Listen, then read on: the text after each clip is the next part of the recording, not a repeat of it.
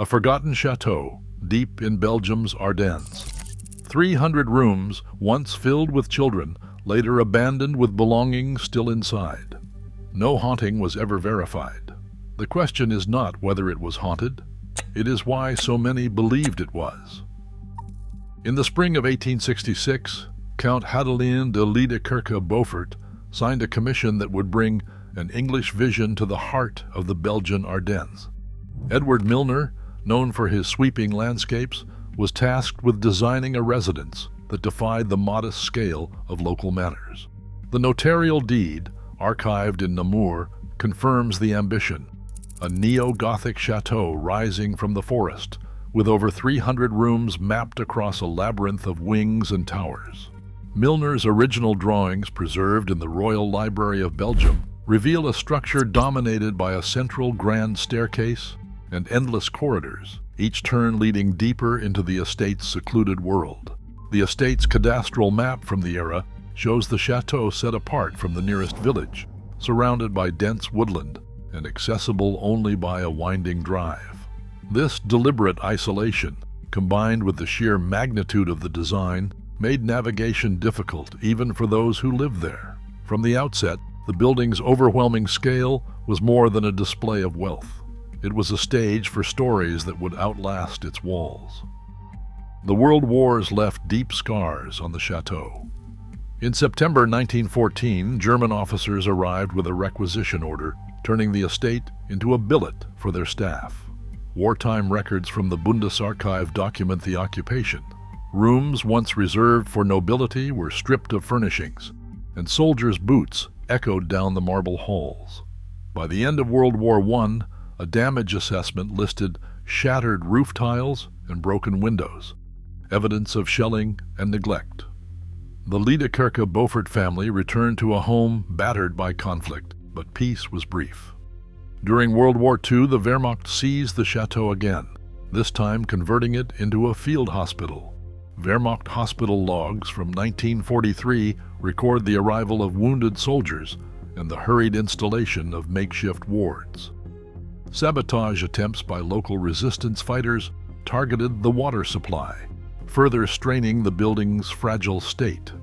In 1945, the Belgian Ministry of Reconstruction authorized repairs, but resources were scarce. The chateau stood vacant, its grand design battered by 2 wars, awaiting a new owner and a new purpose.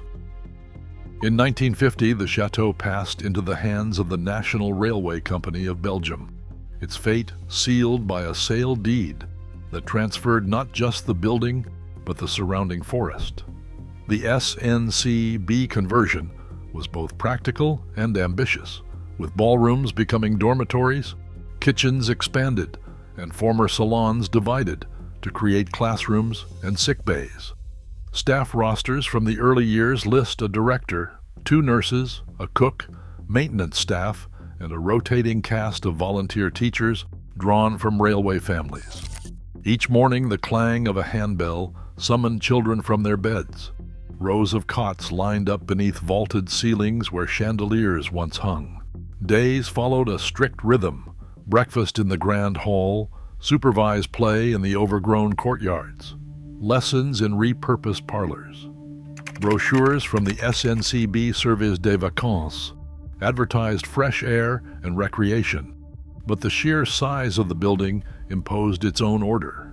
Children navigated endless corridors, moving in supervised groups, while caretakers patrolled the wings, their footsteps echoing along stone floors. The castle's scale, once a mark of privilege, now defined a daily routine shaped by rules, schedules, and the quiet presence of authority. In August 1976, a fire swept through the West Wing, scorching timbers and leaving blackened scars on the stonework. The local fire brigade's report logged the blaze as accidental, but the damage exposed a deeper problem: decades of deferred repairs. Roof leaks multiplied, plaster crumbled, and entire corridors were cordoned off as unsafe.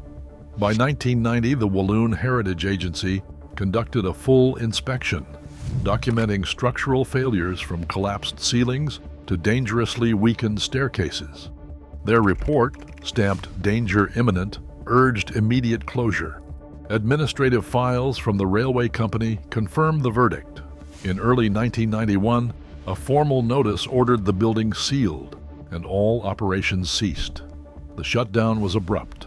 Furniture, beds, and personal effects were left behind, frozen in place as if waiting for their owners to return. The chateau, once alive with voices and routines, became a silent shell almost overnight. This sudden vacancy, with objects intact, offered the perfect setting for future explorers and for stories that would soon take on a life of their own. The first viral images of Chateau Miranda's empty halls appeared online in May 2014, uploaded by a user known as Lost for Decades. Within hours, links to the video tour spread across urban exploration forums like Derelict Places and threads on Reddit, where users dissected each frame for signs of movement or unexplained shadows. By the end of that summer, screenshots and stories had multiplied. One Reddit post on September 14th gathered hundreds of comments in a single day. Chateau Miranda's abandoned dormitories and intact belongings, left untouched since the closure, quickly fueled speculation. What began as documentation for fellow explorers soon fed rumors of haunted corridors and disoriented visitors, recasting the silent ruin as a stage for digital legend. Acoustic engineers studying the chateau's ruins traced the so-called voices and slamming doors to the building's cavernous stone halls. Reverberation tests confirmed that footsteps and whispers could travel the length of a corridor, bouncing off cracked walls and lingering in the air. Psychologists pointed to the power of suggestion.